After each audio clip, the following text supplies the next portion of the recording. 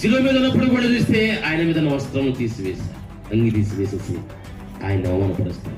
కొంతమంది మూర్ఖులు ఈ మధ్య మాట్లాడుతున్న మాట ఏంటంటే, ఆయన 3 మేకులు తీసుకోలేకపోయాడు.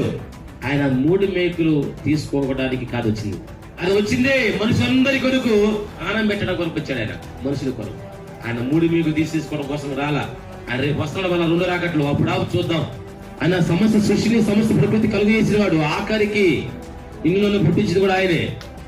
కొంతమంది మనుషులైన కొంతమంది యేసు ప్రభు గురించి చెప్పి అంత స్థాయి లేదు వాళ్ళకి. యేసు ప్రభు గురించి మరి అర్హత లేని వాడు కూడా యేసు ప్రభు గురించి నిందించడానికి మొదలు పెడతారు. ఆయన 3 మేకులు తీసుకురాయిపోయాడు. 3 మేకులు తీయటం కాదు, 30 మేకులు కొట్టినా ఆయన తొలగించబడగాడు. కానీ ఆయన గురించి రాయబడి మాట ఏంటి? ఆయన చనిపోక మునిపే, శిలువకు మునిపే ఆయన మరణిస్తాడని వాక్యం రాయబడింది. ఆయన రక్షించుకోవడం కోసం రాలేదు, ఆయన నిన్ను రక్షించడం కోసం వచ్చాడు.